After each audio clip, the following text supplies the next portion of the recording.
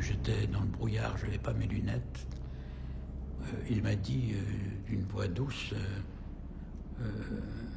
oh, vous êtes journaliste, vous devez comprendre que nous voulons des informations.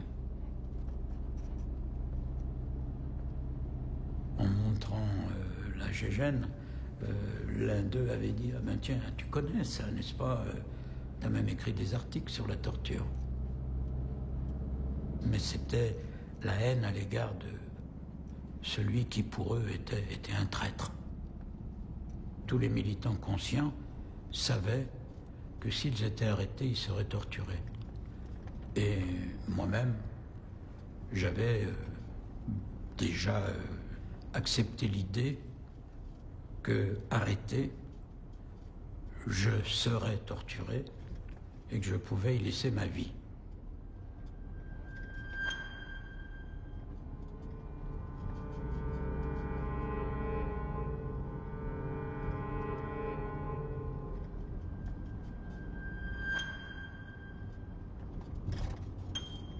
Quand cet homme accepte l'idée de mourir pour un pays qui n'est pas le sien, il n'a que 36 ans. Premier torturé à pouvoir révéler publiquement les pratiques de l'armée française, Henri Alaigue pour le monde entier, c'est la question. Un tout petit livre publié en 1958, en pleine guerre d'Algérie.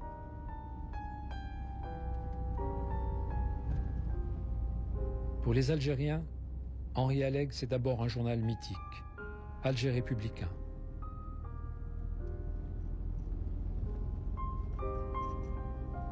Mais pour l'enfant que j'ai été, Henri et ses compagnons sont surtout la preuve qu'une autre Algérie était possible, où tous les siens, arabo-berbères, pieds noirs et juifs, auraient pu vivre ensemble.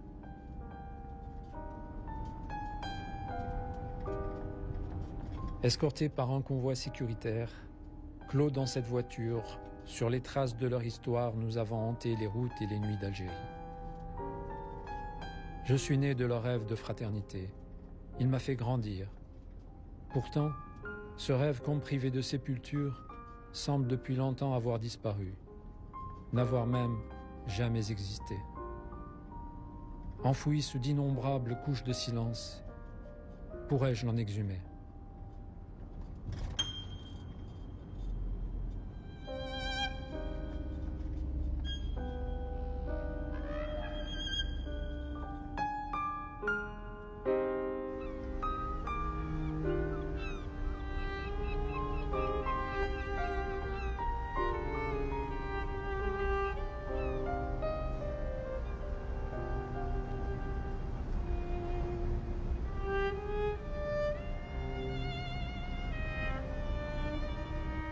Ce voyage n'est pas un simple pèlerinage.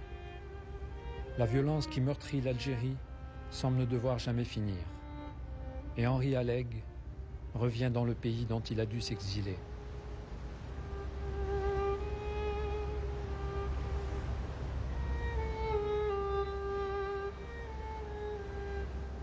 Ayant dû aussi quitter Alger contre mon gré depuis presque 10 ans, chaque retour est un rendez-vous avec tous mes amis assassinés par les islamistes.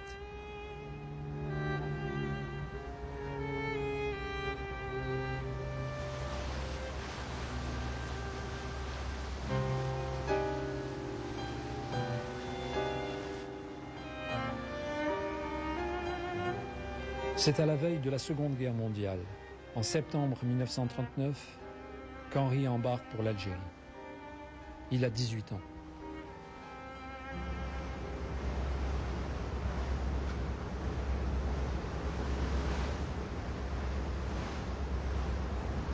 L'idée, c'était de partir sur un paquebot, aller en Amérique du Sud, aller en Australie, et se travailler sur le bateau et découvrir le monde.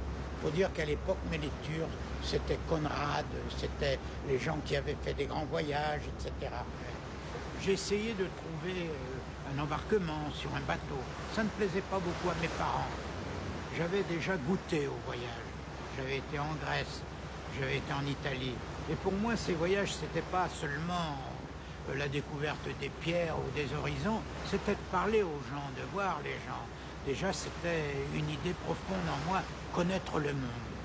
J'ai connu sans le vouloir et sans faire beaucoup d'analyse, ce qu'étaient ces régimes fascistes, puisque j'étais passé dans la Grèce de Métaxas et dans l'Italie de Mussolini. Ma décision d'aller en Algérie, c'était aller en Algérie en attendant d'aller ailleurs. Et en même temps, cela se mêlait à moi un dégoût profond à l'idée d'être amené peut-être à faire la guerre, donc à tuer les gens.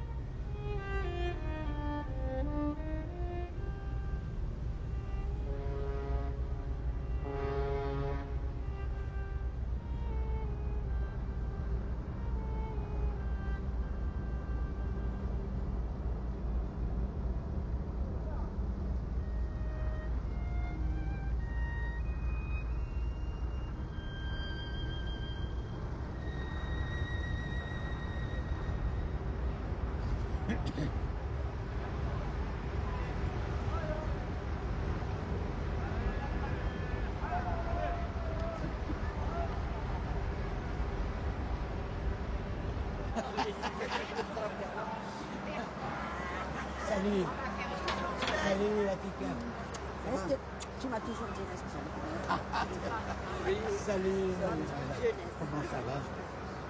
Mais vous rajeunissez tous. C'est bien, toi aussi. Salut. Comment tu vas? Comment ça va? Salut, Lartal. Bien. Je dis, vous rajeunissez tous. Salut, Marcel.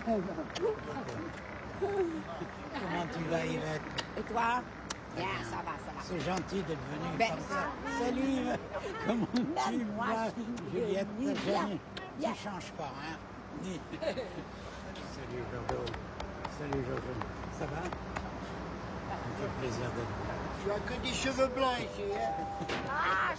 Non, il a les cheveux rouges, lui. Une boîte de sable. Voilà, et Thierry. On va pas refaire. Il nous a expliqué. Voilà, regardez. Bon, on commence par le roi du jour. Hein? Ça va. Hamid. Oui, c'est très rapide. Alors il faut embrasser tout le monde, bien sûr. Oui, oui, oui. Sinon, عسلامة. l'Akhdarius. واش حالك؟ كيراك؟ صافا؟ لاباس؟ بخير؟ صافا يجزي عليك الخير. لاباس؟ بارك فيك. جورجيو، او جورجيو، او جورجيو. كيراك؟ لاباس؟ الحمد لله.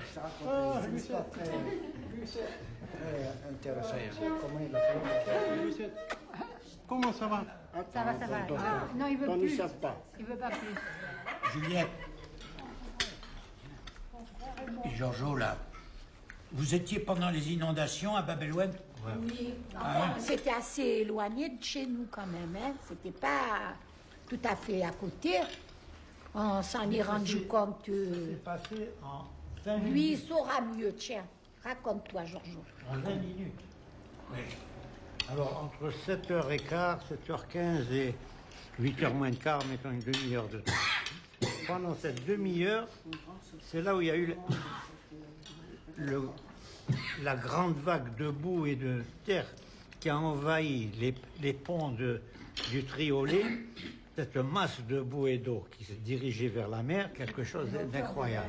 Et tu dis tout ça en 20 minutes? Oui, en une demi-heure.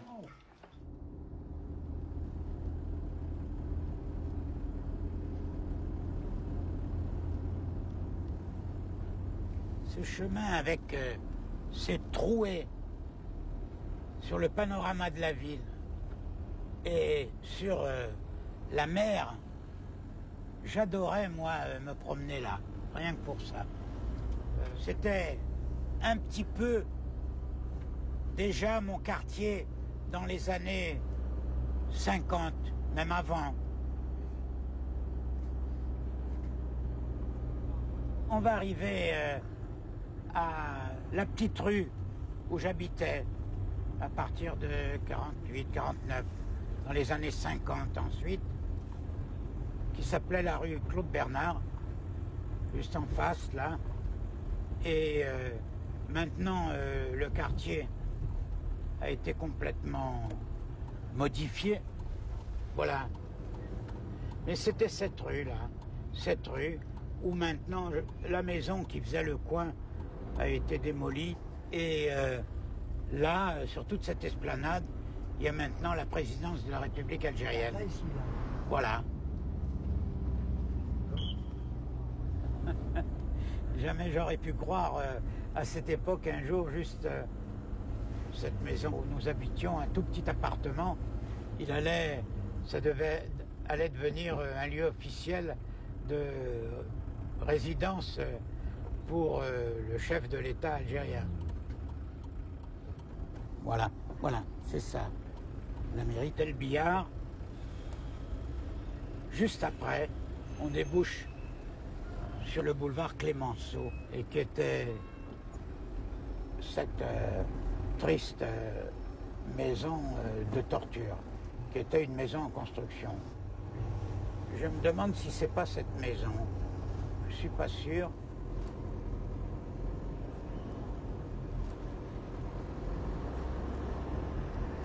Attends, un peu plus loin, va un peu plus loin. Encore, attends. Non, plus loin. Plus loin, plus loin encore. Voilà, alors il y avait une entrée comme ça. Je me demande si c'est pas celle-là.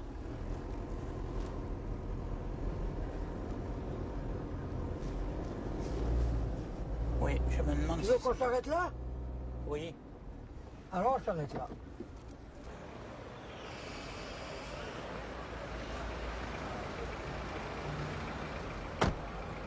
Henri! Henri! Henri! Henri! Je pense que c'est par là que doit être cette cour par laquelle on entrait dans la maison. Je crois.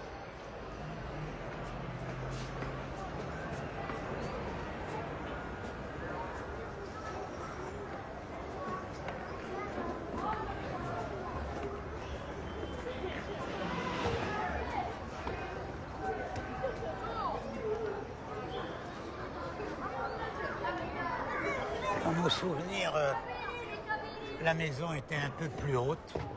Peut-être on peut demander à quelqu'un. Pardon, madame. Pardon, madame. Excusez-moi.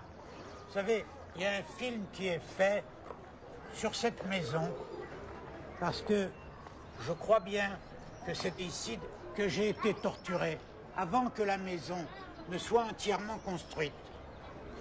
Et on a torturé ici des quantités d'Algériens. Et de la terrasse, on a jeté Ali Boumengel. C'est dans cette maison-là. C'est cette maison-là. Parce que... C'est votre dernier étage. Oui, oui.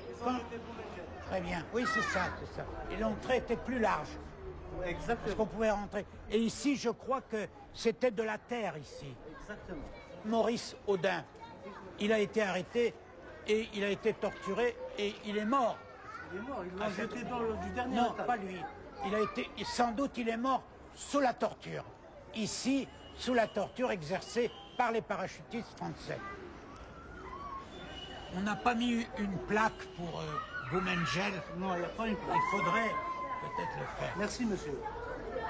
C'est bien. Au moins, vous avez pensé à monsieur Boumengel. Faut pas oublier. Exactement. Il le fait. Tant qu'il y a des hommes, il ne faut pas l'oublier. Absolument. Merci beaucoup, monsieur. Merci à vous. Est-ce que vous pouvez nous accompagner en haut à la terrasse? On voudrait monter. Oui, bien sûr, avec plaisir. Sans problème. Allez, j'arrive. Alors ici, Jean-Pierre, c'est à tous les étages.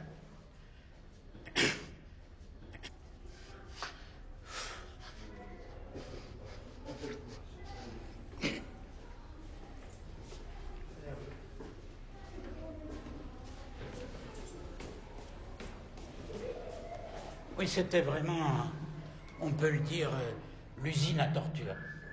À tous les étages, il y avait des cris, des hurlements, surtout la nuit, des femmes. Et à tous les étages, on torturait, surtout la nuit. Alors les parachutistes partaient en opération, ils emmenaient un camion et faisaient une rafle dans la Casbah à Bellecour. On amenait les prisonniers ici et immédiatement, dans la nuit, les gens se mettaient à hurler parce qu'on torturait. Et très souvent, ils mettaient des magnétophones à fond avec des disques pour couvrir le cri des suppliciés. Naturellement, les choses... J'imagine très facilement ces escaliers, alors les gens qui défalaient avec les parachutistes derrière eux à coups de matraque, à coups de poing, on les jetait d'un étage à l'autre.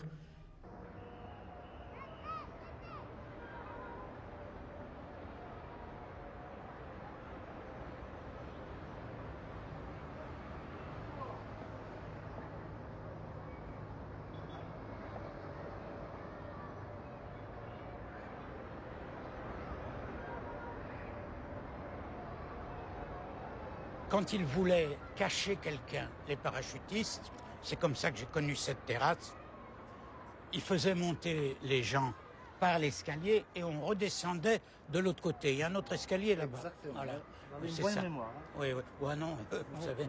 Et donc on redescendait et puis... Exactement. Alors, Il y a quand... une autre sortie de Voilà. l'autre côté. Alors des fois il y avait une commission, très rarement. Le gouvernement français envoie une commission, soi-disant pour voir. Alors, quand ils voulaient pas que la commission trouve des prisonniers algériens ou des gens qui auraient pu, ils l'auraient jamais fait, dire voilà, je suis là, mais on m'a torturé, etc. On prenait les gens et les mettait dans l'autre immeuble. Quand la commission était passée, ils les ramenaient de l'autre côté. Voilà. Alors, ce qu'il y a de nouveau maintenant, c'est que jusqu'à présent, officiellement, pour l'armée française, pour la justice française, pour l'histoire, les parachutistes avaient dit, et c'est ce qu'ils avaient expliqué, que Ali Boumengel, il l'avait monté ici et qu'il s'était jeté. Et on a dit, donc, il s'est suicidé. Ce qui est, personne ne le croyait, évidemment. Mais maintenant, il y a un général tortionnaire qui était l'adjoint de Massu pendant toute cette période et qui était le patron de ces centres de torture. Il venait ici. Et il a écrit un livre scandaleux où il explique que, bien sûr, Boumengel, c'est lui, avec ses hommes, qui l'ont tué et qui l'ont fait monter ici, qui l'ont donné un coup de crosse, de mitraillette ou de fusil derrière la nuque et qui l'ont jeté.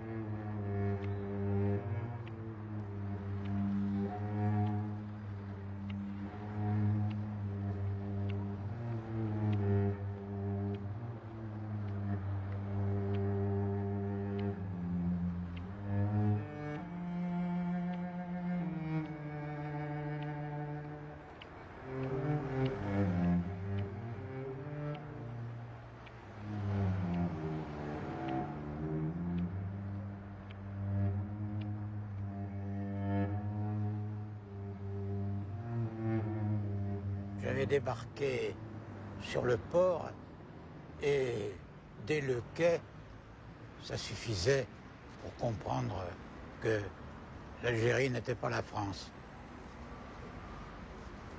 Il y avait des gosses, des penaillés qui se disputaient les chaussures des gens qui passaient pour essayer de gagner quelques francs.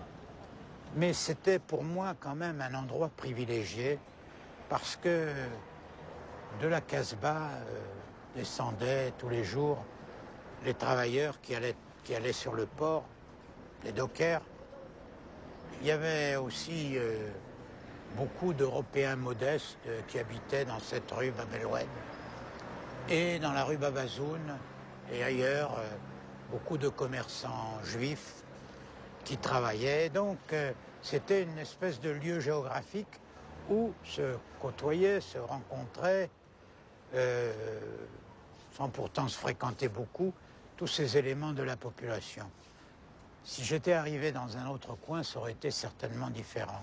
De l'autre côté, là-bas, il y avait un restaurateur qui était roux et qu'on surnommait Rouget. Et c'est là que j'allais souvent déjeuner.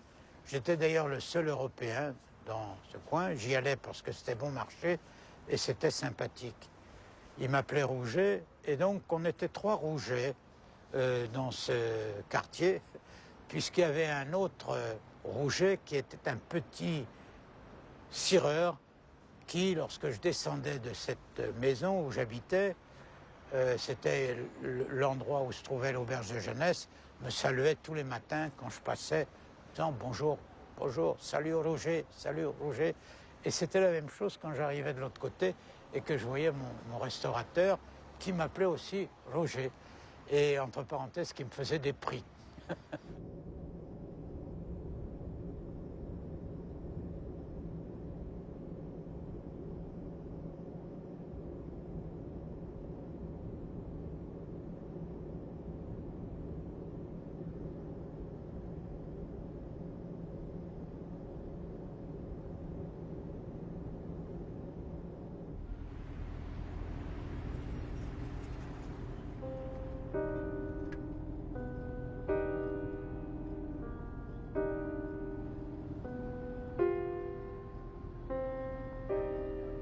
Henri m'a d'abord parlé de son ami de Annaba, Abdelkader Benzegara.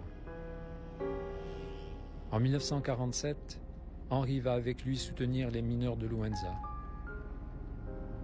Il est déjà l'un des responsables de l'Union de la jeunesse démocratique algérienne, la seule à rassembler des jeunes de toutes origines.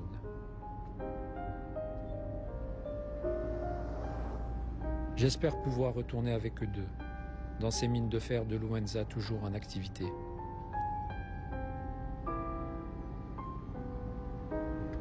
Kader et Henri ne se sont pas revus depuis plus de 40 ans.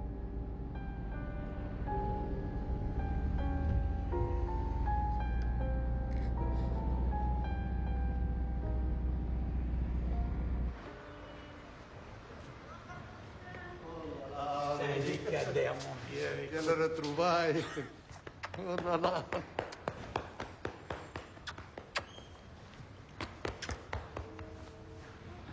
Oh.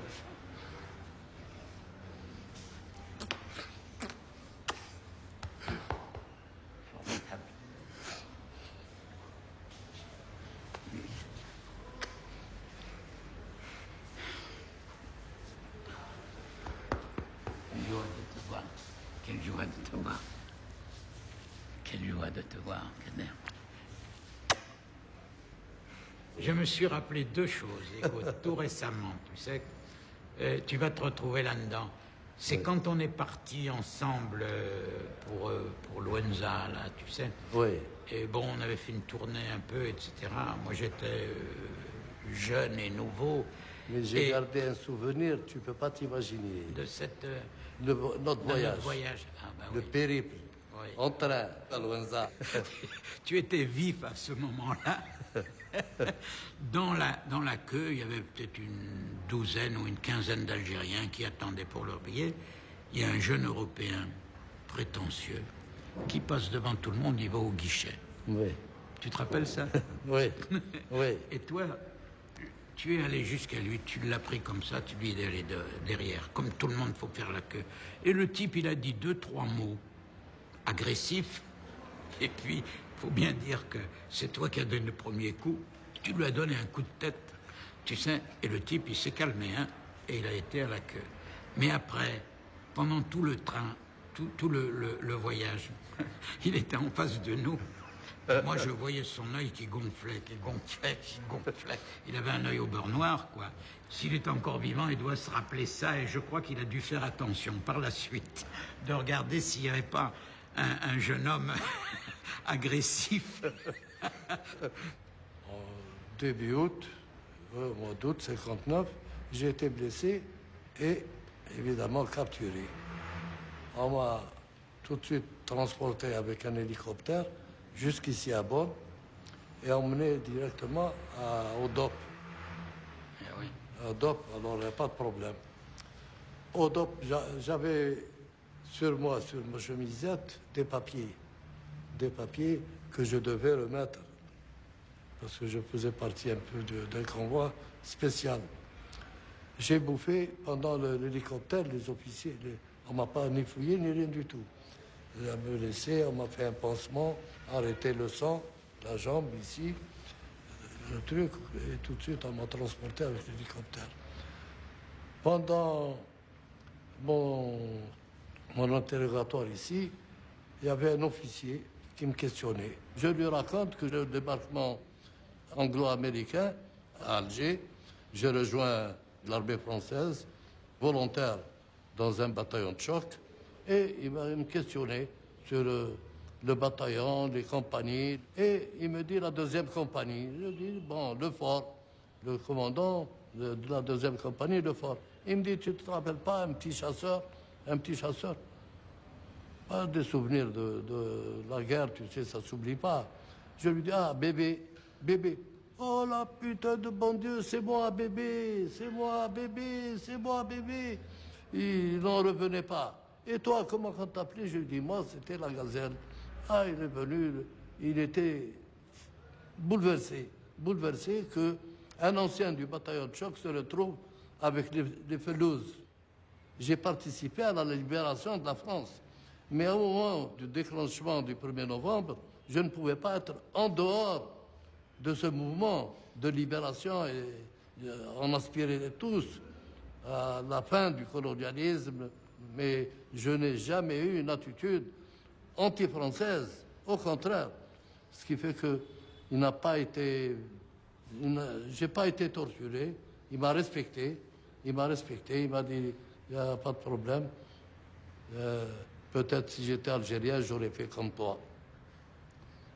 Si mon état de santé me permet de supporter le voyage, j'appréhende. J'ai peur d'être une charge. Et ce ne serait pas efficace. Ce ne serait pas efficace vraiment. Je souhaiterais, surtout avec Henri, de faire le voyage et retrouver un petit peu Louenza et les quelques survivants qui ont participé à la grève, qui ont participé à la lutte et tout le reste. Ce serait formidable. Mais j'ai peur. C'est pas un manque de courage, mais enfin, je vois, il faut être lucide. Et je connais mon état.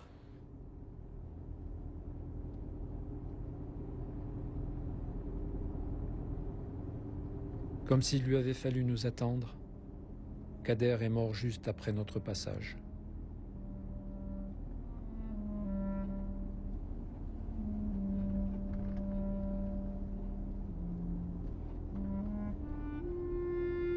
Ce n'était pas la première fois que je me rendais à Louenza. Mais toi, c'était quelque chose de nouveau. Tu m'as dit, bon, l'hôtel et tout le reste, on n'ira pas. Notre rôle est de vivre vraiment la vie des mineurs. Nous avons passé 2 soirées chez eux, dans un gourbi. C'était vraiment la misère la plus terrible.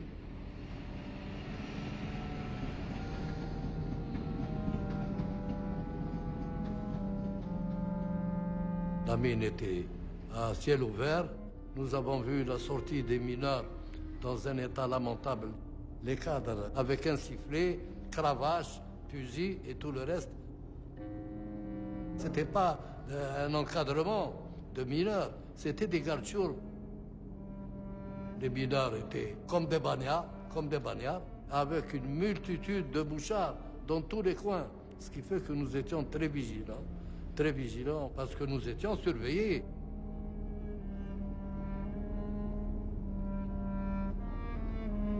Le lendemain, on a fait un meeting improvisé et là, il y a eu alors un brassage de toutes les communautés, les Marocains, les Kabyles, les Chaouiades. C'était une force unie, c'était des mineurs.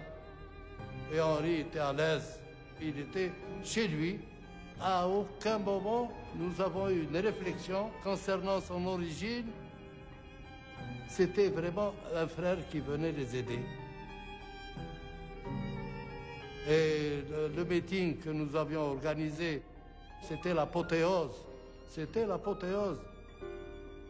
Même jusqu'à maintenant, les survivants de la mine ne peuvent pas oublier la grève historique de 48.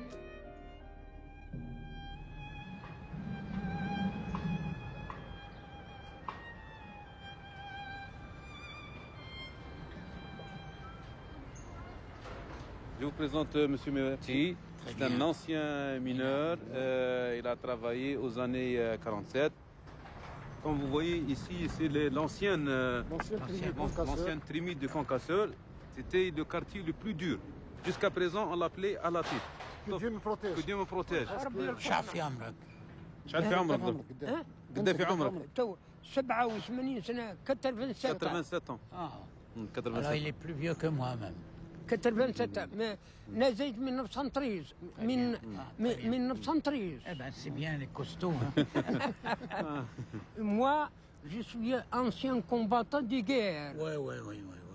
Mais moi, 12 سبتمبر 39 ضربنا البارود في سربريكن. Il voulait dire il a participé, oui. Il a participé à la deuxième guerre mondiale. Deuxième guerre mondiale jusqu'au Lava. Jusqu'à la fin. ندرت من مايانس. Mayence. Moi, je suis venu ici. Oui. 47. 47 هنا. 47. Ouais. Je معليش. suis venu ici. Oui. Oui. Vous êtes resté longtemps ou Non, je suis resté quelques jours, j'étais un des premiers. Je suis venu avec Benzigala. Et après nous, un an après, il y a l'Akhdar Kaidi qui est venu ici aussi. C'était au moment où il y a eu la grève. La grève 48. La grève de 48.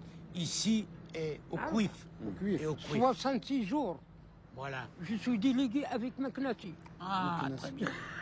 Ici, on nous connaît très bien. Même nous, on nous connaît très Oui, bien. oui. Maknati Abdelkader. C'est un bon syndicaliste. Toumi. Toumi. Samsa Ibrahim. Samsa Ibrahim, voilà.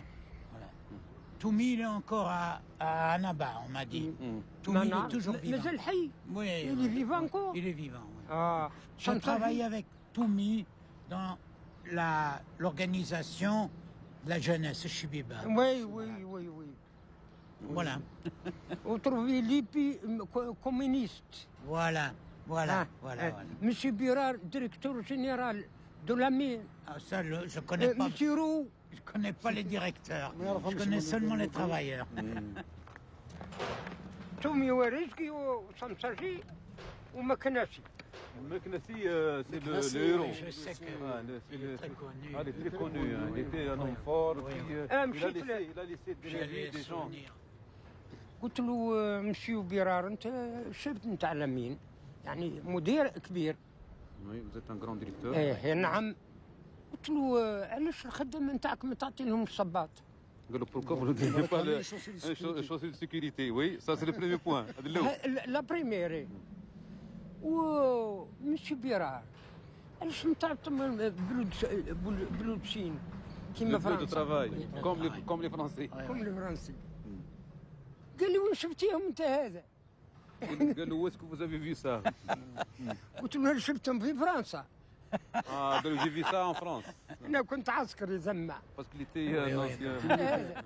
Tout ça, c'était des pas de préparation pour la lutte pour la liberté, totale. Égalité, fraternité, liberté. Oui. Rien. أنا عسكري يا أخي. كومبا ايه C'est bien.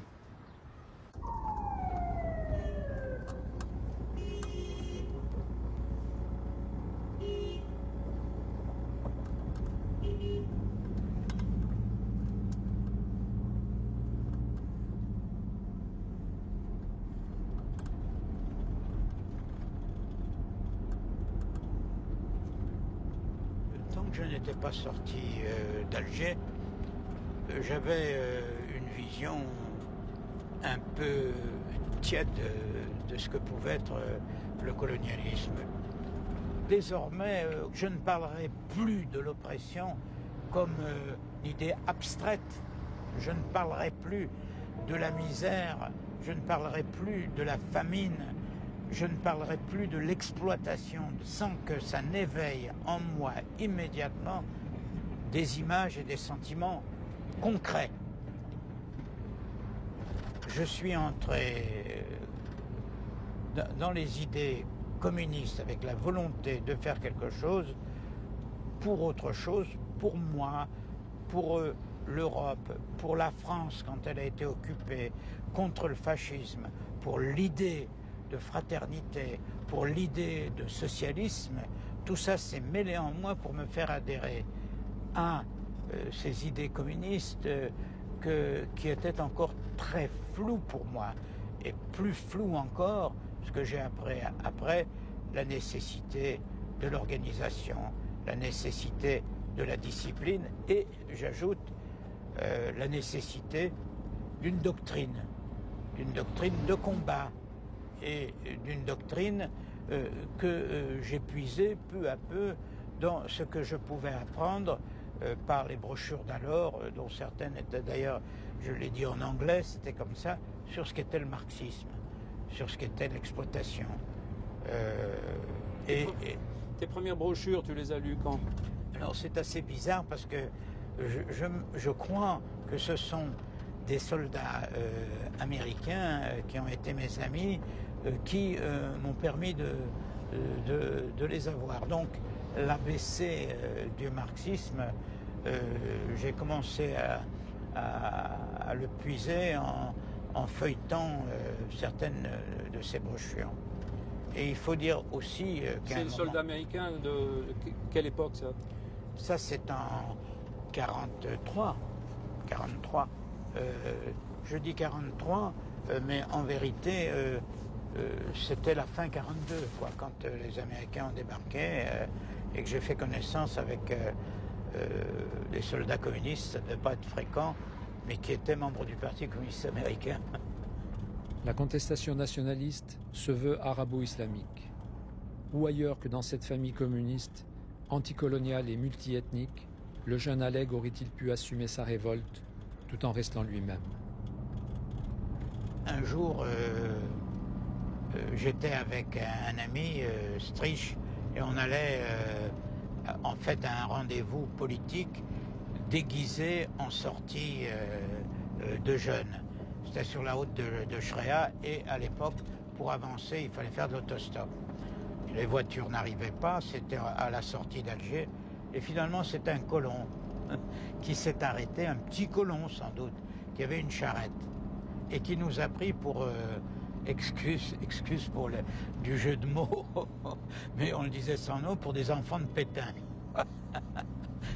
On est donc monté dans sa voiture, et ce type nous dit « Oh les enfants, vous avez 20 ans, mais c'est formidable, je voudrais être à votre place, nous avons un avenir formidable pour la France », parce que pour lui on était un France formidable. Je dis « Mais voilà, la France et l'Allemagne marchant ensemble, tous ensemble, avec le maréchal et le chancelier Hitler, ça va être une vie extraordinaire pour vous. Mais attention, nous dit-il, attention, nous avons 3 ennemis depuis toujours, les bolchistes. Il ne savait pas dire même bolcheviques. Les bolchistes, premier ennemi. Deuxième ennemi, c'est les Anglais qui ont toujours été les ennemis de la France, et en plus, les Juifs. On est descendu, on l'a remercié, et mon copain à côté, qui avait beaucoup d'humour, il me dit dire que ce salaud-là, il dit, moi j'ai un peu tremblé, et je me suis dit, bon Dieu, mais s'il savait qu'en toi, et il me disait, moi, il avait à la fois le bolchiste, l'anglais et le juif, qu'est-ce qu'il nous aurait fait? Alors, bon, enfin, c'est une anecdote qui m'est restée dans la mémoire parce qu'elle était drôle, quoi.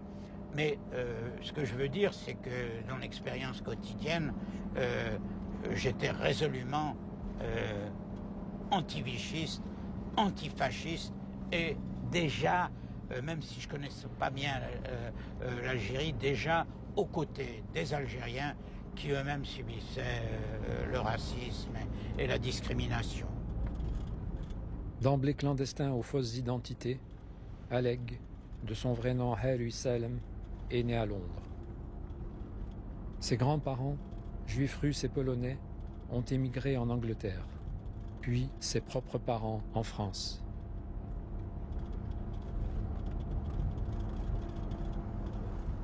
C'est aussi dans ce pays que tu te maries. Ça aussi, ça a changé le cours, s'il pouvait y avoir un autre cours de ma vie, quoi. Parce que Gilberte, ma femme, qui était de Mostaganem, dans sa famille d'origine juive, on parlait plutôt l'espagnol, et sa mère parlait très bien l'arabe. Et tout ce qui se passait ici, toutes les souffrances du peuple algérien,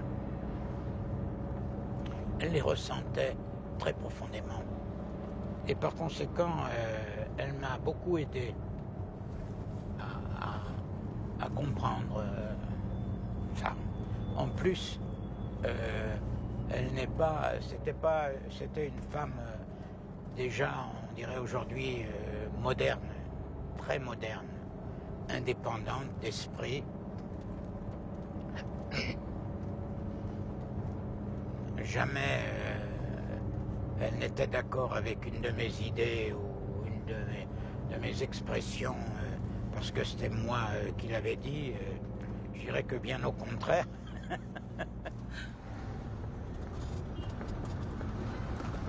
Toi tu le vois pas, mais d'ici où je suis, on le voit très bien.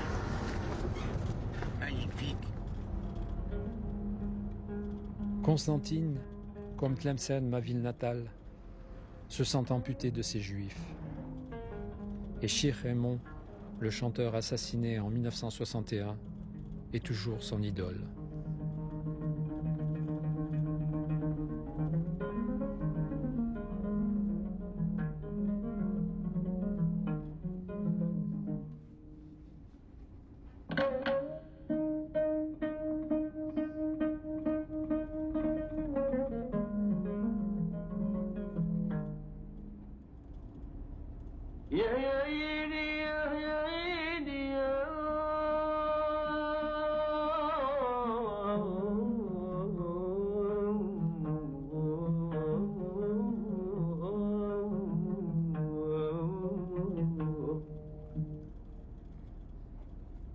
خلوني نسكن البعد ونزور شوية الغربة. C'est de cette ville de Constantine que datent, en allant vers le sud, mes premières impressions et ma connaissance de l'Algérie coloniale dans ce qu'elle avait de plus atroce. C'était donc vers la fin 1944, la guerre n'était pas encore terminée, et j'avais été vers le sud, vers Ain Lila. Et là, j'avais découvert ce qu'était la famine. Les gens se nourrissaient sur la route et en allant plus loin de ce qu'on appelait la talrouda, c'était des racines. Et puis tout au long de la route, des gens faméliques, jusqu'à Ain Lila même. Et là, on m'avait dit, j'ai dit, mais où sont les gens? On m'avait dit, mais ils sont dans un fondouk, les gens viennent et se réfugient dans ce fondouk, qui était une espèce de remise, un peu fourrière aussi pour les animaux. Et là, il y avait vraiment un spectacle atroce de gosses, de femmes, de vieux qui étaient entassés dans ce coin. Il faisait froid, c'est pas une journée ensoleillée comme aujourd'hui. Il faisait froid, très froid, avec des plaques de neige que l'on voyait plus loin dans la campagne. Et là, j'ai vu une femme vraiment complètement rongée par la variole. Elle était presque nue avec des pustules tout le long du corps et des gosses qui étaient tassés là, dans cette misère vraiment effrayante.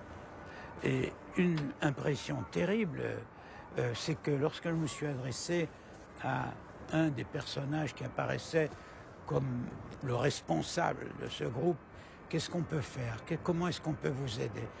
Et tout ce que ce vieillard a su nous dire, de dire voilà, si vous pouviez obtenir que nous échangions nos places avec les chiens et les ânes de la fourrière qui sont de l'autre côté de la place, nous serions mieux parce que le vent s'engouffre vers nous, nous avons froid et les animaux sont mieux que nous. C'était vraiment...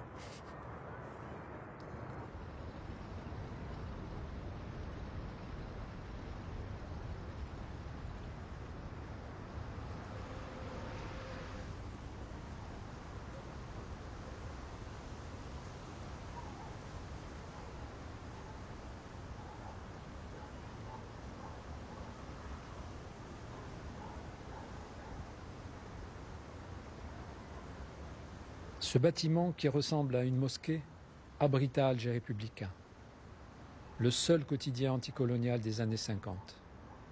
Ce journal combat toutes les discriminations, autant par sa ligne éditoriale que par sa composante ethnique.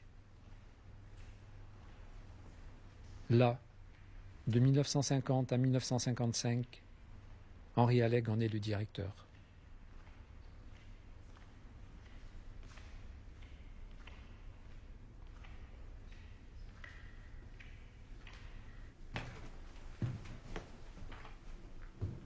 Alors sur cette rotative, on tirait environ de 25 à 30 000 exemplaires, parfois un peu plus.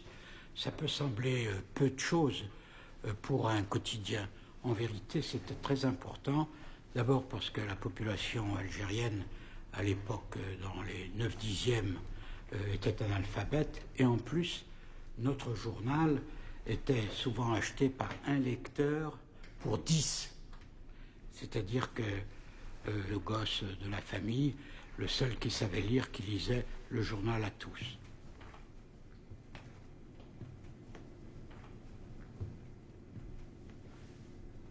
J'adorais cet endroit. À l'époque, il était rutilant, ça brillait de partout.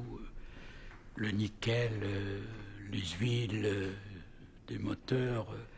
Et les matins, plutôt vers 1h20, je venais pas tout le temps, mais j'aimais bien être là, dans cette odeur d'encre, avec le bruit des moteurs qui tournaient.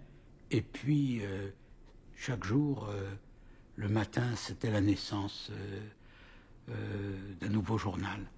Et une grande joie de voir ce journal, après la journée de labeur, sortir de nos mains.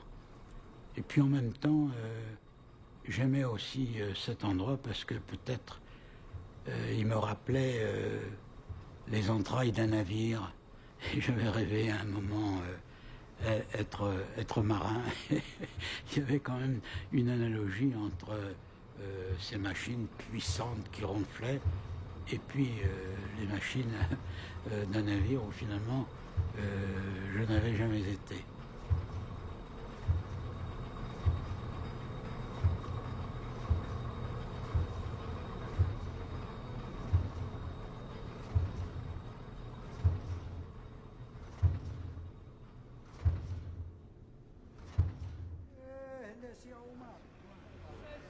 Tu as été malade, on m'a dit. Frère, des souvenirs et la main. Comme si, soudain, s'incarne une légende, je ne suis pas sûr qu'il ne s'agisse pas d'un simple rêve.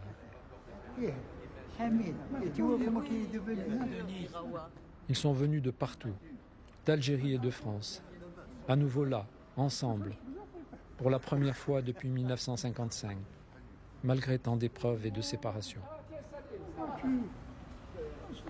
Ça va. Ça va. C'est bien. Grâce à ma femme, si je suis venu, elle m'a dit tes amis certainement veulent te voir. Ah et oui, toi aussi, tu bien veux sûr. les voir. عشنا ها عشنا وكافحنا وحبينا ايه ودرك وخذينا العصا. Les gens écrivaient, on leur répondait, et je leur répondais, tu vois, aussi simplement que possible, t'es pas sorti. T'étais pas sorti, mais il fallait le faire. Oui, non, mais pour te dire... pendant les élections au Conseil général, et que toi tu es allé, je ne sais pas où, et que le caïd t'avait attaché à un arbre. Ils m'ont mis au bout du fil. Oui. À Marceau. Oui, à Marceau. Alors, on va faire notre réunion là-haut pour savoir qui c'est qui va toucher sa paye en entier. Ah oui. Et on va commencer par ceux qui ont des enfants. Et des petits-enfants. Hein? Alors, ceux qui ont des enfants, ils auront la paye presque intégrale. Les autres, eh bien, ma foi, on va... Et ceux dont les femmes travaillent. Et ceux dont les femmes travaillent, ils n'auront pas de salaire.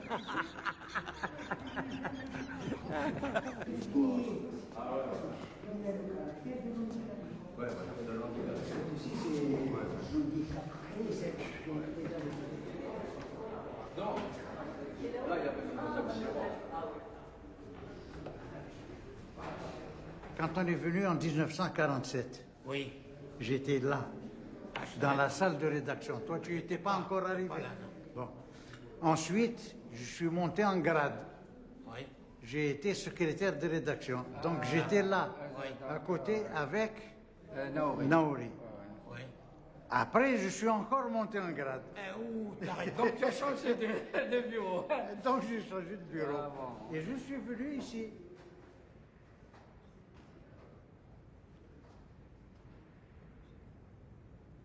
L'endroit où on a appris à vivre, c'est bien là. Que ce soit sur le plan de la camaraderie, de l'amitié, on savait partager. Ce que maintenant, plus personne ne fait.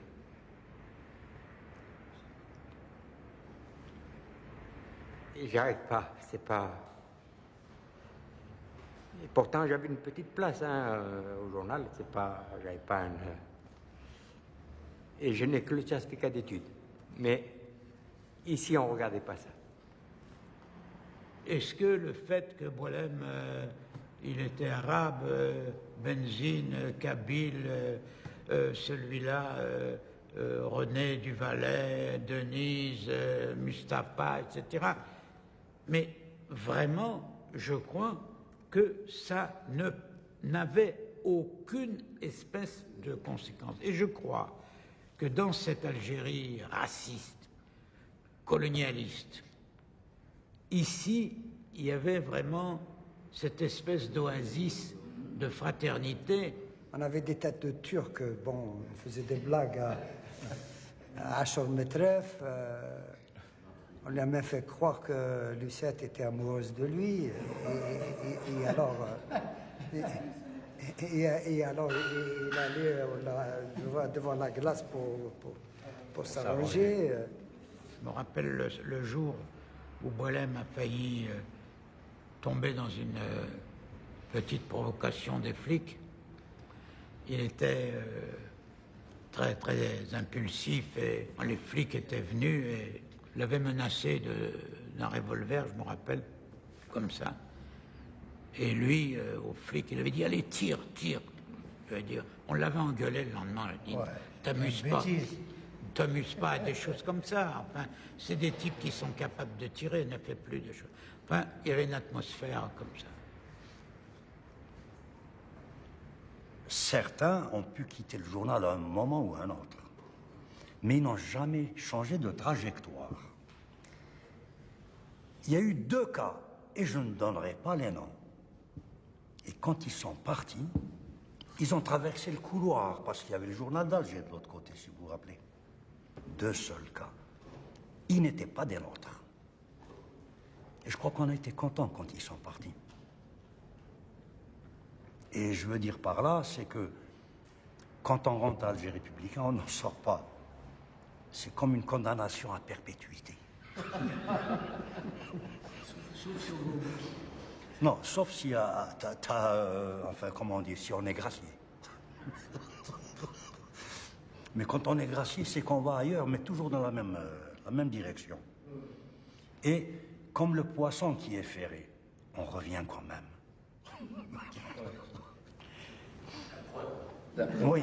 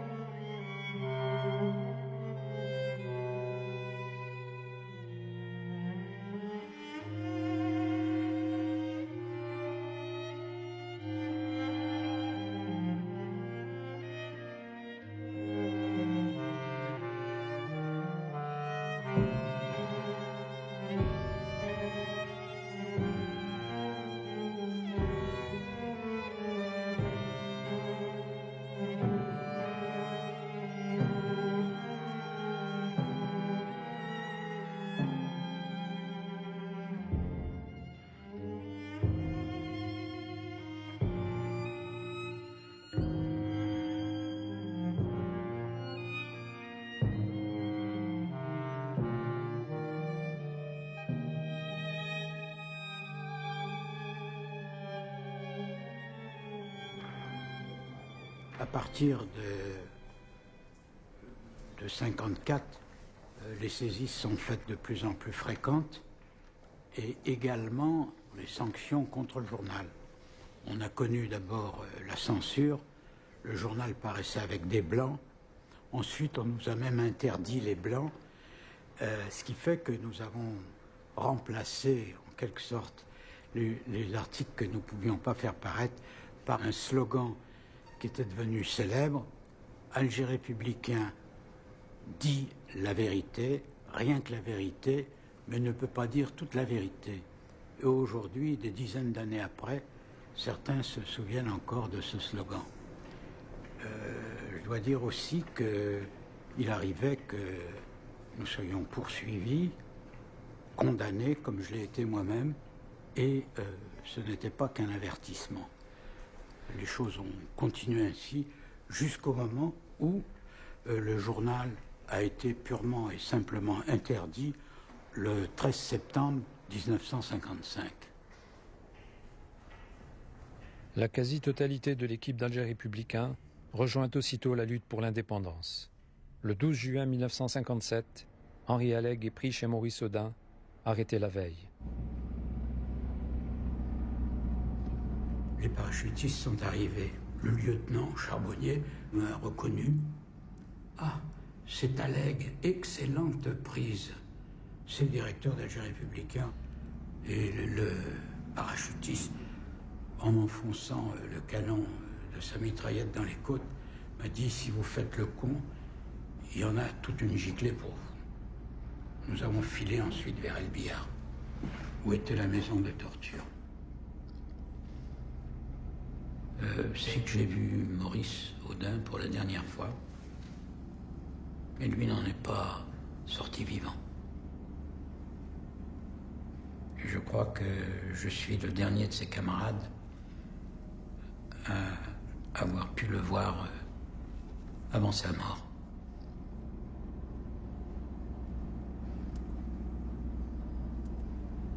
L'électricité avec la fameuse Gégène,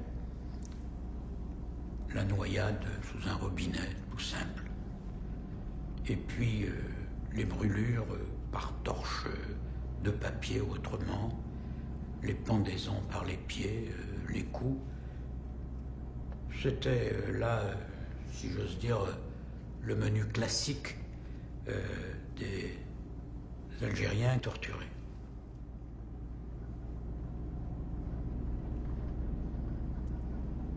Il savait que j'étais membre de la direction du Parti communiste algérien.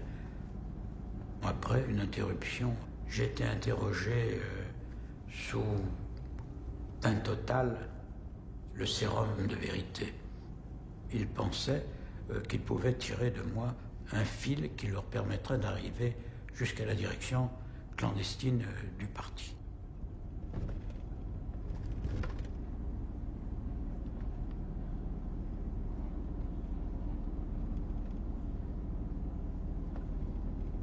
Il y avait bien longtemps que j'avais résolu de ne rien dire si j'étais arrêté, comme beaucoup d'autres militants. Quelles que soient les souffrances et quelle que soit l'issue, même si c'était la mort.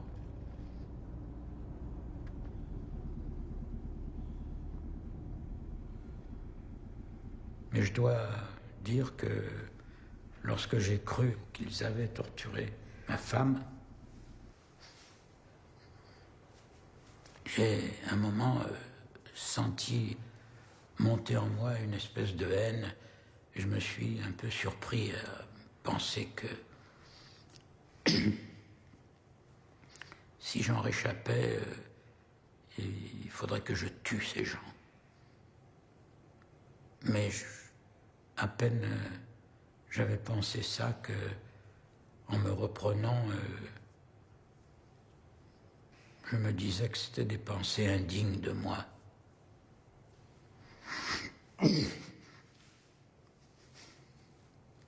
Toujours est-il que je les ai eus.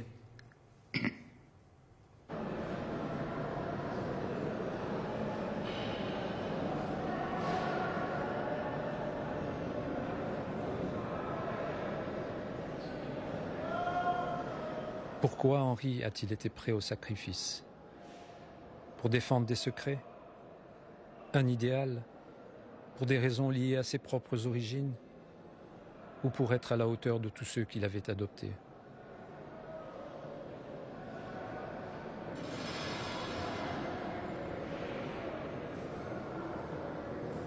C'était là,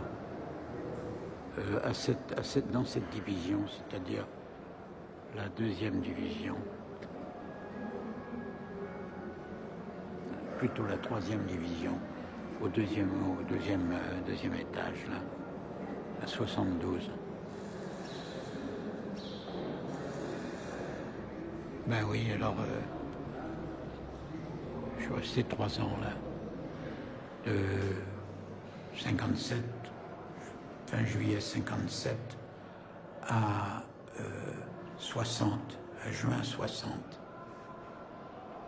C'est dans une cellule qui est absolument identique à celle-ci que j'ai écrit le texte qui devait devenir la question.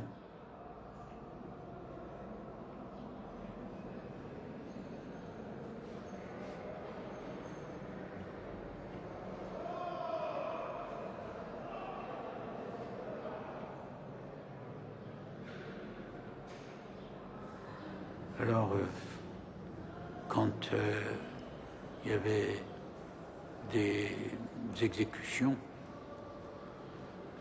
tous les condamnés à mort faisaient du bruit, toute la prison était réveillée et le condamné à mort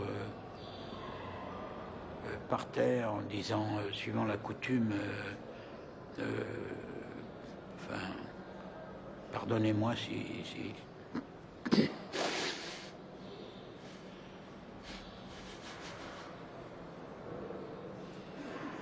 pardonnez-moi si je vous ai offensé, je vous pardonne aussi, enfin, c'est la coutume.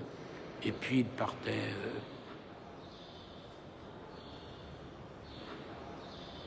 en criant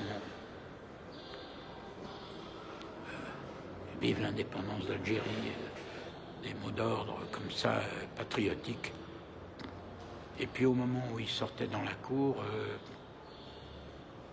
on entendait les portes qui se fermaient, etc. On savait qu'il était dans la cour. À ce moment-là, toute la prison des hommes ici entonnait le chant pour l'Algérie libre. Les femmes qui étaient de l'autre côté, elles se mettaient aussi à chanter. Et quelque temps après, c'était toute la Casbah qui chantait. Dans cette prison ont été guillotinés 69 personnes. Fernand Yveton, un ami d'Henri, un ouvrier communiste d'Alger, est l'un des premiers. Avec 2 autres Algériens, Mohamed Lakhnesh et Mohamed Onouri, ils sont guillotinés le 11 février 1957, à l'aube, à 3 minutes d'intervalle. Fernand Yveton à 5h10, Mohamed Lakhnesh à 5h12 et Mohamed Onouri à 5h13. Voilà, j'avais besoin. De quoi? Mais besoin que ça change cette putain de colonisation. Tu as fait ton devoir, tu as fait ton possible. C'est même pas un devoir. J'ai fait ce que j'avais envie de faire. Parce que j'en avais marre de cette putain de situation.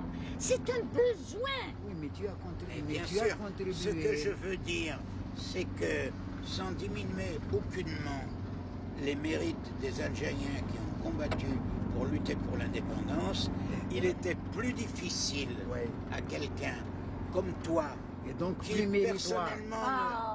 oui, bien sûr. Tu as fait des sacrifices que tu as consentis pour la libération de ce pays. Mais pourquoi parler de sacrifice? Tu m'as pas compris. Ah, tu m'as pas compris. Tu m'as pas compris. Non. Tu ne m'as pas compris. Moi, je te dis, c'est pas des sacrifices. C'est ma raison de vivre. Oui, mais... Je me sacrifie pour rien du tout. Je fais selon mes besoins. Pour être bien dans mes baskets, pour vivre. Un effort. J'ai pas fait d'effort. Un besoin et tout ça, c'est quand même une espèce de sacrifice. Laissons tomber l'idée du sacrifice. Attends. Ni toi... ni les autres camarades d'origine européenne qui se sont engagés le combat n'ont pensé à ça, y compris ceux qui sont tombés comme Maillot, comme Yveton et d'autres. Mais personne ne forçait les Européens qui étaient tout à fait bien chez eux, qui n'avaient pas de problème pour envoyer leurs gosses en classe, qui n'avaient pas de problème pour les habiller, qui n'avaient pas de problème pour voter. Personne ne les contraignait à prendre ce chemin difficile qui pouvait les mener à la mort. Et c'est en ce sens que je crois qu'aujourd'hui, les Algériens qui voient des gens comme toi leur tirent leur chapeau, et tu ne peux pas les empêcher. Tu ne peux pas t'empêcher d'être quelqu'un qui est né Eliette Loup et qui, en un sens, a fait plus, n'est-ce pas, que simplement de regarder les choses. Il a voulu apporter sa pierre. C'est pas pour autant que... j'ai vécu, tout simplement, chérie. J'ai vécu à Damakan. Est-ce que je te dis est juste ou pas juste? J'ai pas fait plus. Je te dis est juste ou pas juste? Mais c'est ce plus qui m'intéresse pas. J'ai vécu. C'est ma vie. Ma vie ne pouvait pas être autrement. D'accord. Voilà. Alors attends, plus... mais aujourd'hui... Quoi là, c'est plus, oui, parce que là, ça me sort par les... En contemplant ces années... Là, vous me décernerez une médaille hein, pour être venu avec vous. Voilà, là, d'accord. Parce que là, c'est... Non, mais ce que aujourd'hui, il ne s'agit pas de te mettre en évidence, de te mettre en exergue, de dire regardez comme elle est grande, regardez comme elle est belle, regardez comme elle est héroïque. Il ne s'agit pas de ça. Non, il faut dire ça. Ah bon? D'accord. Je vais me confondre. Agent de liaison d'Henri, de Maurice Audin et de la direction du Parti communiste algérien, Eliette est torturée en avril 1957. Les parachutistes français s'acharnent. Elle ne parle pas. Elle a 23 ans. Elle reste 3 années en prison.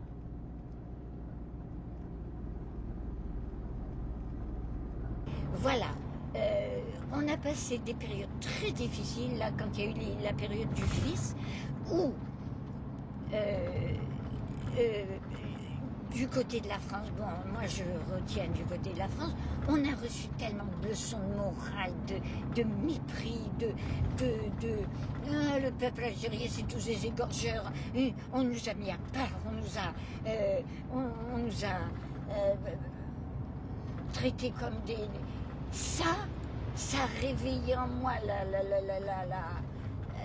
je pète les plombs avec ça. Je pète les plombs. Voilà, je n'admets pas qu'on fasse de son moral au peuple algérien. Je n'admets pas. Voilà, chaque peuple a son chemin, chaque peuple... Et le malheur, c'est que... c'est là où je me sens européenne et que je me dis, mais mon Dieu, je suis malheureuse d'entendre, je sais pas trop expliquer, mais c'est ça qui me fout en pagaille. Parce que je te dis, comme je compare le pays à un géant. Voilà, c'est un géant. Bon, un géant. Comme tous les pays, ce sont des géants. Bon. Eh bien, notre géant, il marche. Il marche à son pas, à son rythme. Et il a des problèmes. Il les résout comme tous les peuples. Mais nous, Algériens, les Algériens, ils vont pas faire des leçons de morale à la France. Eliette est de cette région. Elle y a passé toute son enfance. Ce triangle fertile de la plaine de la Mitidja a été appelé ces dernières années triangle de la mort. Des groupes islamiques armés y ont assassiné des milliers de personnes. Même escortés comme aujourd'hui, nous n'aurions pu alors nous y aventurer.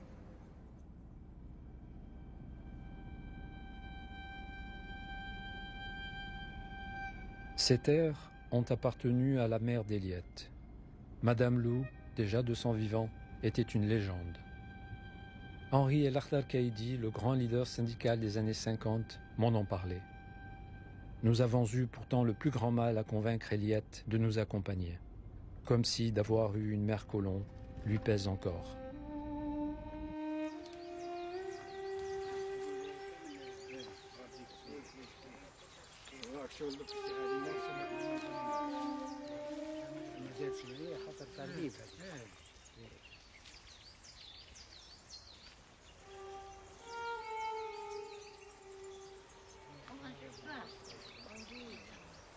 Suis-moi. Ouais, je suis...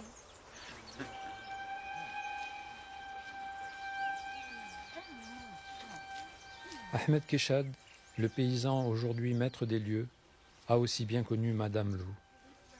Arrivera-t-il, lui, à apaiser Eliette? Il est son frère de torture. En effet, après l'arrestation d'Eliette, le domaine est investi par les parachutistes français et il est torturé avec d'autres paysans un peu plus loin dans le cimetière musulman où repose la mère d'Eliette.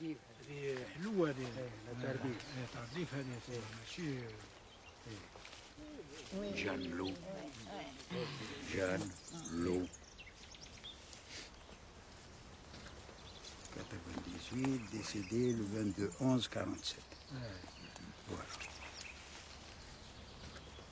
كاش السكان تاع القور اللي بكري عاطي لهم كيما احنا هنا الشنابر هنا الكتريسيتي الماء الدوش كل حاجه عندنا وفي الحياه نتاعها وولادنا اللي باش يقراو يروحوا مع ولادهم يديهم في الطوموبيل مع ولادهم والعشيه يجيبوهم مع ولادهم كاشي كيما كان بكري يروحوا يتمشاو مع ولادهم كيما ولادهم كيما ولادنا. يما كانت قبل تجي من الدار من هيها تتمشى وتجي تنقيه هنا القبر نتاع مدام لو وتقول لنا يا ودي البلاصه نتاعي هذه هي هنايا بالك تنساو هذه بلاصتي. جيت تتمشى كل جمعه تجي تزورها كل جمعه تجي تزورها تنقي القبر نتاعها وتقول لنا ها هي بلاصتي هنايا بالك هذه امانه انا خليتها لكم بالك تفرطوا فيها.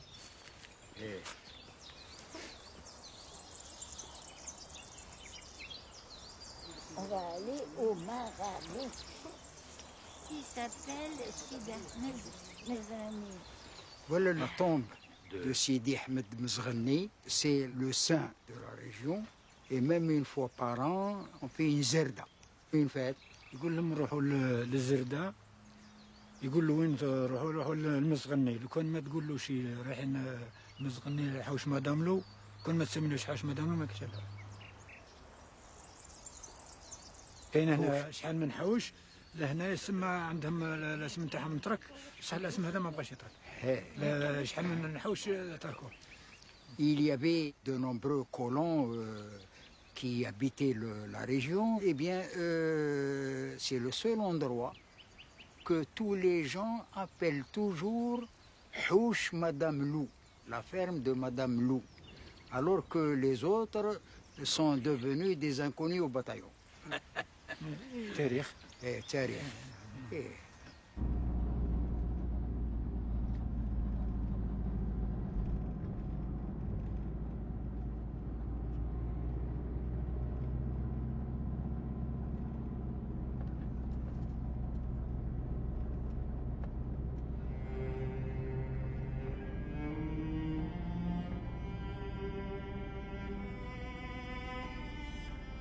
Arrivé à Cherchel, l'antique Césarée romaine, c'est pour moi comme entrer dans une nouvelle légende, celle du maquis rouge.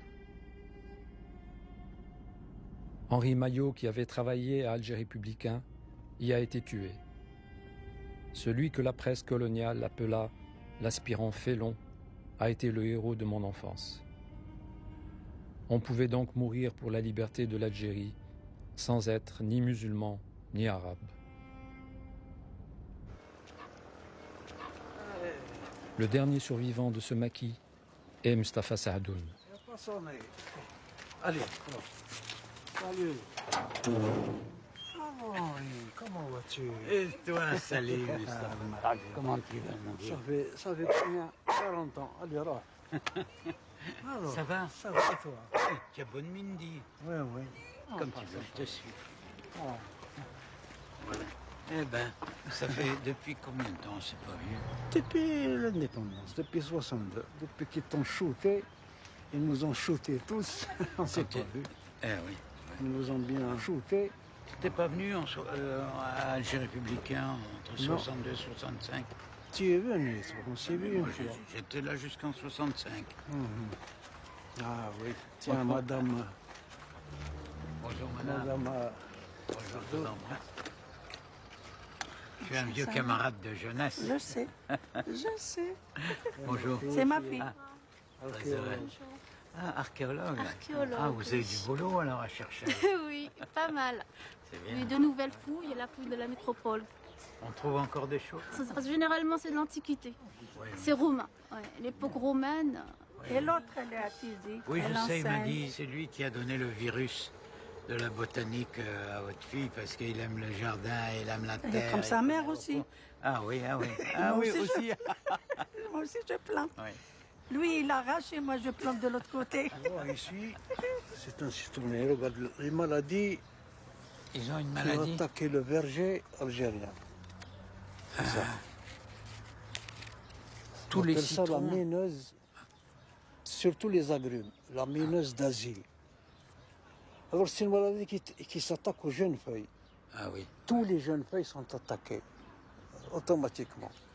Maintenant, les Américains, ils ont importé les modifications génétiques qui détruisent la santé. C'est pas du tout l'avenir de ça, quoi. Absolument. Ils s'attaquent justement aux jeunes. Je suis sûr et certain, avec les ignières que nous avons et les trabendistes que nous avons, ils vont l'importer ici et ils vont la cultiver. Ah, c'est sûr. Parce qu'il n'y a pas, personne ne peut les arrêter. Ouais, ouais. En France, il y a l'association qui mène la barque, un Beauvais, etc. J'ai vu ça à la télévision. Mais ici... Toi, tu as ça dans le sang, hein, l'agriculture. Ouais, ouais. Ta famille, elle, c'est des horticulteurs de l'Andalousie. Exactement, ouais. Eh oui. Magnifique, hein, mimosa. Il est vieux. En quelques années, ça pousse comme ça. Il a 5 ans. Ils ont tous 5 ans d'âge.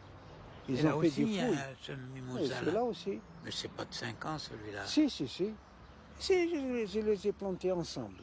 C'est formidable. Formidable. Il va arriver celui-là au vol sans terre, là, le 11 septembre, Manhattan. Ils vont venir le bombarder par la suite. Non? C'est de la vigne pour la table ou pour le vin? Pour le vin et pour la table, les deux. Les deux, oui. Tu sais ce qui s'est passé? Ils ont arraché la vigne qui était vraiment une stupidité. Soi-disant, l'islam, on ne peut pas... Alors que ça n'a rien à voir. En réalité, c'est un coup de tête pour se montrer plus royaliste que le roi, pour se montrer qu'il est musulman. Et puis finalement, il a lessivé toute une économie du pays. Maintenant, il y a des recherches pour replanter la vigne qui a été arrachée. Ils ont donné de l'argent, des subventions, des aides, etc., soi-disant pour replanter la vigne. En réalité, c'est tous des voleurs. C'est inouï ce qui se passe comme trafic. Comment tu vois cet avenir? Tu es plutôt pessimiste?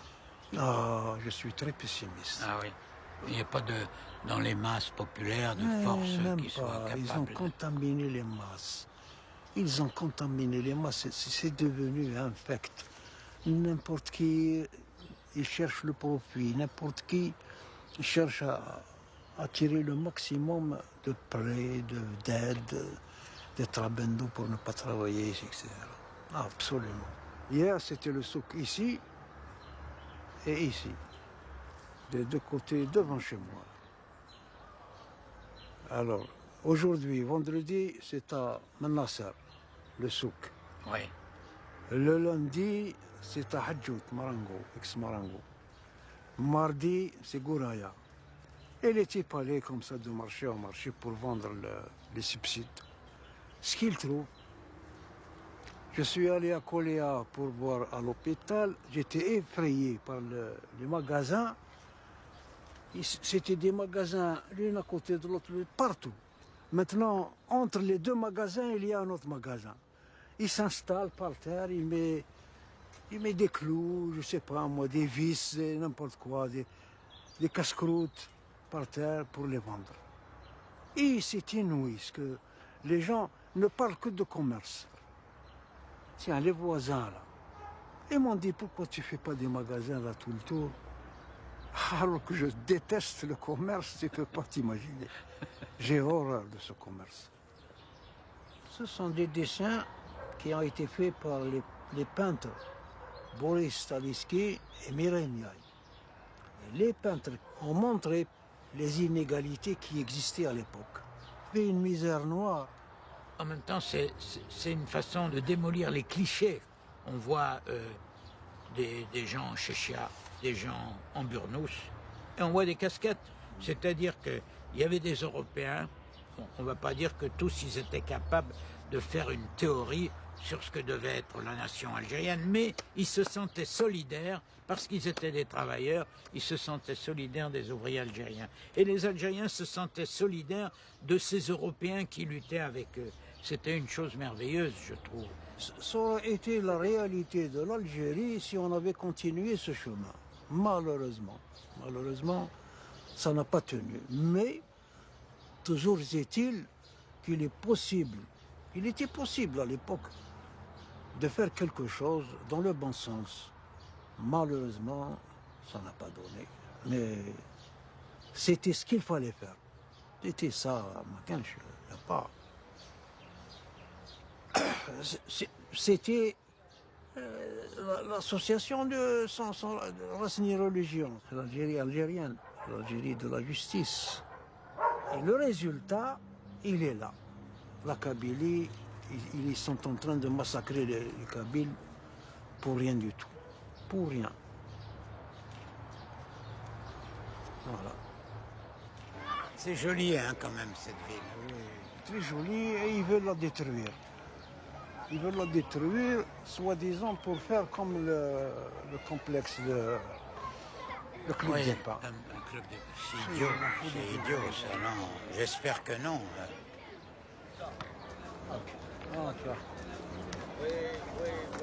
أنا مع الجيري بيبليك ها لا يسلمك ساعة Mes respects, le grand homme,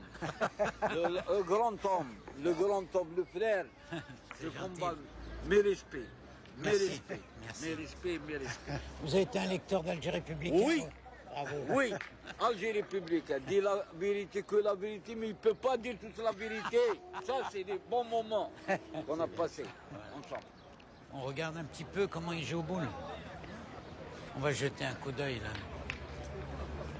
Ça n'a pas beaucoup changé la pétanque. Avant c'était les pieds noirs. Hein. Avant les Algériens ne jouaient pas à la pétanque, tu vois. C'est une conquête de l'indépendance. Une conquête. C'est un jeu que j'ai jamais pas aimé. Parce que c'est un complexe. Tu vois, c'était les colonialistes qui jouaient à la pétanque. Et alors pour jouer comme eux, c'était pas possible. Et ils ne voulaient pas des Algériens. Déjà, ils ne voulaient pas. Ensuite, c'était quasiment impossible de jouer à la pétanque. La pétanque et le tennis.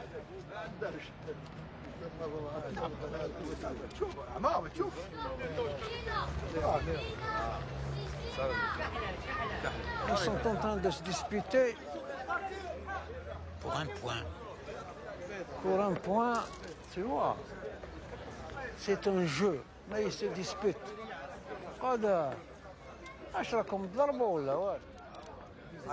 Et l'ambiance, voilà, c'est l'ambiance. C'est normal, quand on joue, on s'excite toujours un peu. C'est des champions, ceux-là, non? Non.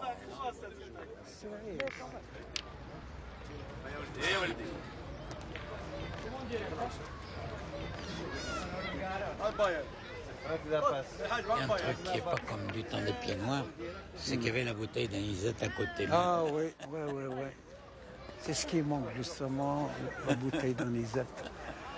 Il n'y en a pas, tu sais, c'est un plaisir. Hein. C'est ce qui manque. Vous connaissez ça, moi. La basse. C'est ce qui manque.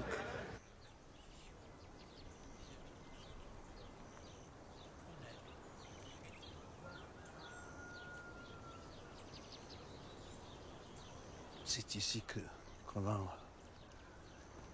qu'ont été enterrés des victimes de l'assassinat du 28 novembre 1956. Comme ils ont été tués comme otages, une vingtaine de personnes, dont parmi mes 3 frères. Les 2 autres frères sont morts par ailleurs, ils ont été assassinés par ailleurs. Mais ici, parmi les 20 tombes qu'il y a mes 3 frères, dont le dernier avait 16 ans. Il était dans un lycée, ils l'ont sorti du lycée, ils l'ont fusillé. C'était ce jour-là, une journée fantastique, atroce.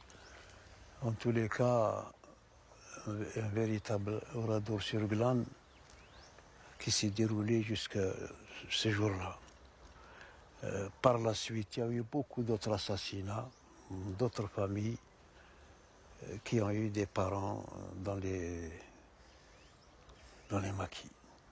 C'est-à-dire qu'ils prenaient les familles de ceux qui étaient partis dans les maquis. Oui, et ils sont venus prendre les tiens parce qu'ils savaient que toi tu étais parti au maquis. Oui, absolument, oui. Ils sont venus prendre, ils ont assassiné les types froidement après une action qui s'est opérée par l'ALN. Il y a un colon qui a été tué et un gendarme blessé. Ensuite de cette action, ils ont commencé les massacres. Et les massacres ont continué pendant toute la durée de la Révolution. Les tombes sont anonymes. Ils sont reconnus par leurs ancêtres, leurs parents, c'est tout. Oui. Voilà. Ils sont là, pêle-mêle. À la suite de l'insurrection armée déclenchée par le FLN, le 1er novembre 1954, des groupes communistes passent à l'action. Dans le maquis de Mstafa Saadoun, 5 seront tués. 3 paysans de la région, Zelmat, Moussaoui et Hannoun, et 2 Algériens d'origine européenne. Henri Maillot, aspirant de l'armée française, qui rejoint la résistance en s'emparant d'un camion d'armes, et Maurice Laban, l'instit de Biskra, rescapé de la guerre d'Espagne en 1939 pour y défendre la République. Laban, c'est un copain exceptionnel, mais seulement il avait un défaut. Laban voulait rejoindre le FLN, coûte que coûte. Or, à cette époque-là, il n'y avait aucun lien, aucun accord, aucune discussion avec le FLN. C'était un pourparler pour une union éventuelle. Et s'il allait au FLN à ce moment-là, c'était la liquidation physique. Il l'aurait tué. C'est comme le cas de Rafini, comme le cas de beaucoup d'autres copains qui sont allés dans les Aurès. Ils ont été tués. Quand Henri Maillot nous a rejoints, et c'est là qu'on a été encerclés par l'armée française, et c'est là où les copains ont été tués.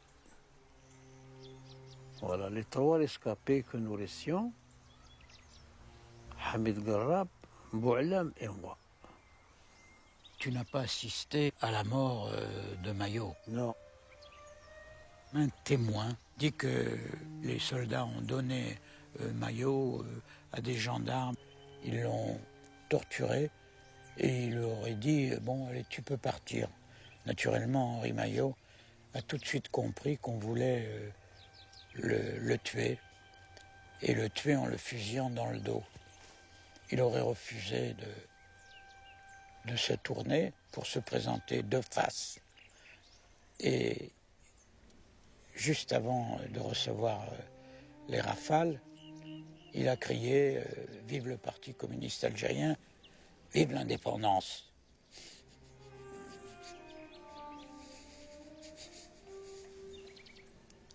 Et il est tombé.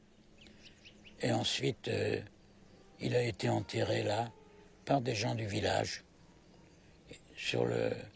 dans un fossé, près du village qui s'appelait en français Lamartine. Lamartine. Bon, c'est là qu'on a retrouvé ces restes qui ont été ensuite transférés après l'indépendance dans le cimetière où reposent les siens.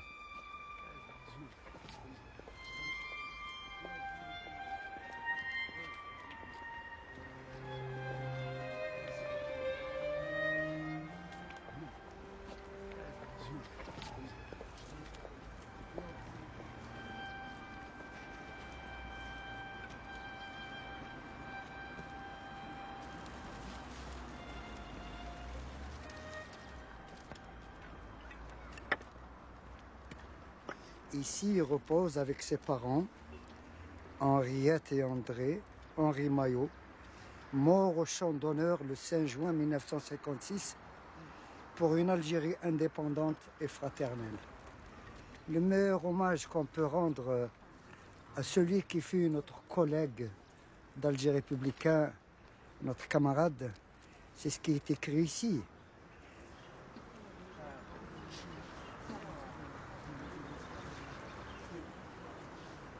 À cet instant précis, mon rêve reçoit enfin une sépulture. Les tueurs n'ont pu faire disparaître son corps. Il est bien là, au sommet d'Alger, près de Dia Saada et du Clos Salambier. Il pourra refleurir.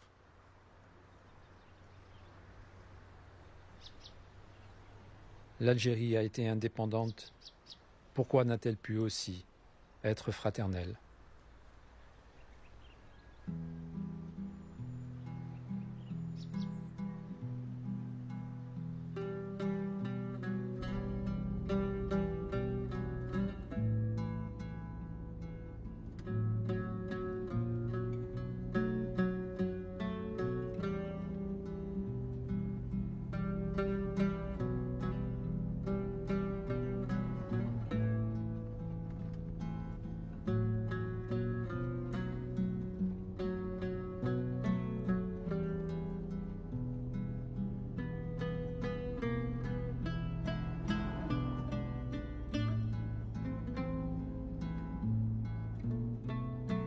Dans cette ville, l'approche de l'indépendance en 1962 fut encore plus terrible qu'ailleurs. Pour certains, l'Algérie doit rester chrétienne et française. Pour d'autres, elle ne peut être que musulmane et arabe. Et Oran se transforme en un charnier à ciel ouvert, avant l'exode définitif des pieds noirs et des juifs. C'est dans cette ville pourtant qu'a grandi mon rêve. 2 hommes nous y attendent. Le premier, un vieux compagnon de lutte d'Henri, Abdelkader Jidel.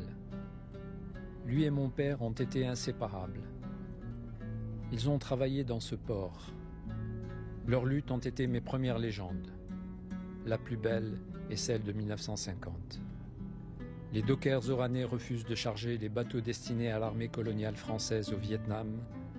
La répression s'abat et les femmes, européennes et musulmanes comme on dit à cette époque, viennent à leur rescousse.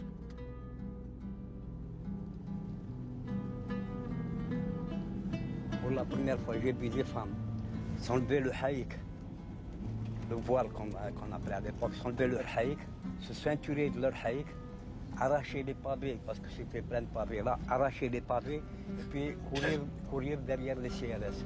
C'est quelque chose de formidable. Parmi ces femmes-là, il y avait aussi l'Union des femmes d'Algérie avec Assaket Abbassia, il y avait Gabi Jiménez, il y avait Jilali, il y avait Yamina Noua. Il faut vivre ces moments-là comme on les a vécus là-dedans. Il faut vivre ces moments-là, c'est des moments historiques.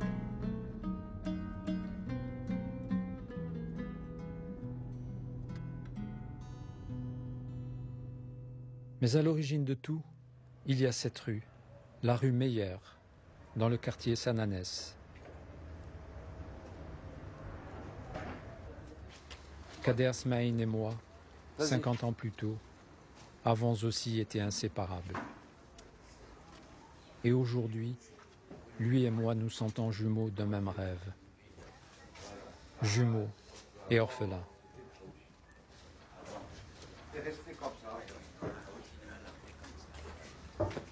Voilà, c'est là que j'habitais. C'est là que j'habitais, mais il n'y avait pas ce mur, il n'y avait pas cette porte en fer. Il n'y avait pas la parabole. Oui. Il n'y avait pas la parabole non plus. Ouais. Le personnage le plus légendaire de ce lieu, c'était son grand-père. C'est un homme qui est mort, je sais pas, à l'âge de 114 ans. Et on l'appelait tous Chibani, tu vois. Et moi, le geste, si tu veux, qui me restera toujours, c'est que nous, on n'avait pas de porte en fer. C'était uniquement, on pouvait ouvrir la porte constamment. Et il venait, il prenait son sac, il nous le balançait, et il y avait des kilos d'oranges qui déferlaient dans la chambre. Ça, c'est son geste préféré, il faisait ça. Mais il faut savoir pourquoi il faisait ça. Parce que Je t'avais dit que dans toutes les familles européennes qu'il y avait, il y avait la famille Yedou. Cette famille-là, on sentait qu'il y avait quelque chose. C'était un instinct. Vous savez que nos parents savaient que M. Yedou, pour te dire que c'est juste après qu'on nous avons su que M. Yedou, c'est un militant fervent de l'indépendance d'Algérie. Toi, tu l'as su après quand moi, il est je venu l'ai su après parce que moi, j'étais jeune. J'étais très jeune. Donc, صح بغيت نفهم زعما من سبب زعما تفكروا الآثار بغاو ولا كاين شي حاجة راهي لا ها نبغي هذا أنا ندير فيلم على أونري أليغ. أونري أليغ اللي كان في طوري صح وعاون الجبهة بزاف صح وعاون كان يعني مناضل باش المناضل الاستقلال تاع الجزائر وإنسان تعذب بزاف وهذا اللي راه منوض من الحركه في فرنسا عن باش فرنسا تستعرف باللي دارت هنايا لا تورتور ودارت هنا هذا هو السيد أونري أليغ وهذا شرف لينا قعدنا باش يشوف الزميل تاعه كان هنا يسكن معاه كان يناضل معاه في الحزب الشيوعي الجزائري وحزب الشيوعي الجزائري كان السيد يدو بو هذا هذا كبر معنا صغير كان كيما هذا الصغير كنا انا وياه كنا كاع تبقوا تسكنوا هنا؟ هنا بصح في هذا الوقت ما كانش موك شويه سمينه قصيره بيضاء لا شكون؟ شويه نعرفها انا شايفتها موك شويه انا عاقله عليها كيما دوك هكا يدور قدامي فوالا واحد الاحباب ملاح ولاجل ان شاء الله هذا النهار فيه الخير لاجل هذا النهار ان شاء الله فيه الخير ملاقاه نتاع خير بارك الله نتمناو الخير ان شاء الله ان شاء الله بارك الله لينا ولحبابنا ولمواتي محمد جامع صحيح لو كان تكاكيت قبيله اني قلت للولد كان ندير لكم قهوه قال لي صاير 6 طروطات قال لو كان تكاكيت من الاولى لو كان هي واجده بارك الله تبغوا تقعدوا بارك الله والله شكرا شكرا بارك الله حنا فرحنا غير قلت لنا كيما هكا فرح ولا بالخف كوكا يلا باطو ولا حنا ان شاء الله ان شاء الله ان شاء الله حنا بزاف خدمه ياك الله يقدركم الله يعاونك بارك الله فيك هيا بقاو على خير هيا بسلامه سلامه سلامه صح صح سلامه سلامه ربي يعاونكم ان شاء الله سلام فرحتينا والعافيه الله يفرحكم ويفرحنا كاع ويفرح امتي محمد جميع انا في الله يعاونكم ان شاء الله ربي يعاونكم